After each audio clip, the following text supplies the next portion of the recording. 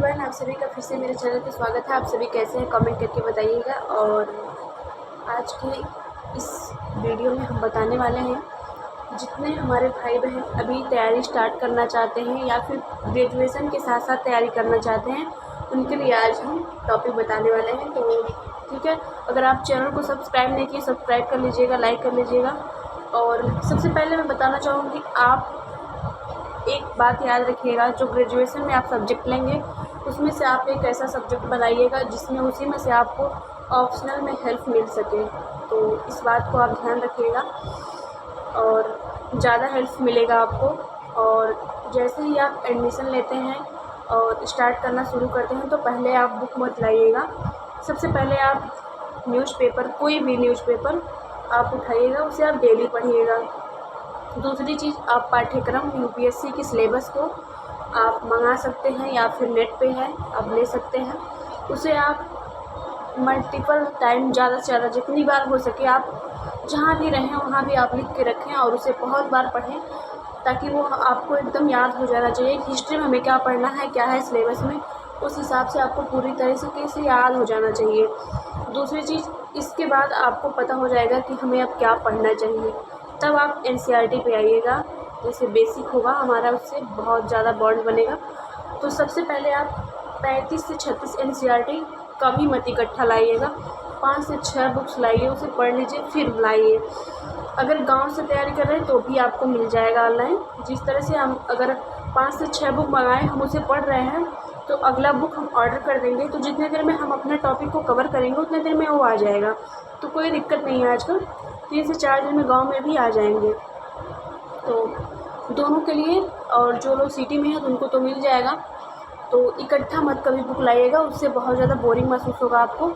और जितना लाइए एनसीईआरटी, अगर हिस्ट्री पढ़ना है तो हिस्ट्री की 5 से 6 बुक लाइए, जियोग्राफी लाइए फिर उसे पढ़ लीजिए और बीच बीच में इसे रिवाइज करते रहिएगा। उसके बाद से आप स्टैंडर्ड बुक्स पे आइएगा। कम से कम आपको सेकेंड ईयर से 1 साल कम से कम बेसिस पे और सिलेबस को और न्यूज़पेपर को, तो न्यूज़पेपर में भी आपका कमांड हो जाएगा और पढ़ने की भी आदत हो जाएगी। जैसे हम स्कूल में बहुत कम लोग होते हैं जो न्यूज़पेपर पढ़ते हैं, और अगर पढ़ते भी हैं तो एक दिन पढ़ते हैं, डेली नहीं पढ़ पाते हैं किसी भी कारण की वजह से। तो ये बहुत ज़रूरी है, करंट पे हमें रहना बहुत ज़्यादा ज़रूरी हो गया है यूपीएससी के लिए।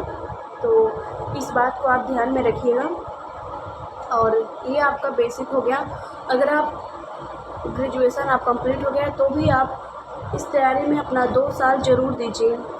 अगर कुछ भी आपको नहीं पता है, बेसिक से आपको तैयारी करना है, तो 2 साल बिल्कुल आपको देना चाहिए इस पर, तभी आप अपना फॉर्म भरें, वरना मत भरें। 2 साल आप ज़रूर दीजिए। उसके बाद से आप तैयारी को, फिर अपना तैयारी को देखिए कि हम हो गए हैं तैयार, उसके बाद से आप पेपर दे सकते हैं।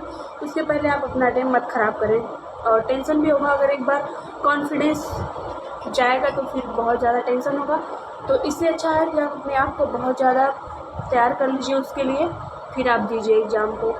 तो यही हमारा था, जो हमारे भाई बहन का कमेंट्स था। तो हम सोचे ठीक है इस पर वीडियो हम बनाते हैं, तो टाइम नहीं मिल पा रहा था, तो आज इस वीडियो को हम अपलोड कर देंगे शाम तक। तो आप लोग इस वीडियो को भी देखिएगा और उन एस्पिरेंट को भी भेजिएगा जो अभी तैयारी में आना चाहते हैं या फिर तैयारी स्टार्ट किए हैं, और कैसे करना है इन सब चीज़ों को आप लोग ध्यान में रखिएगा।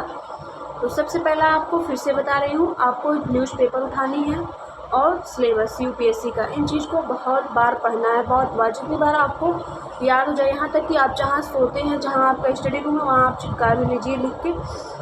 उसके बाद से आप फिर एनसीईआरटी पे आइएगा और एक सब्जेक्ट को उठाइएगा, तो उतनी ही बुक लाइएगा, दूसरा फिर दूसरा सब्जेक्ट लाइएगा।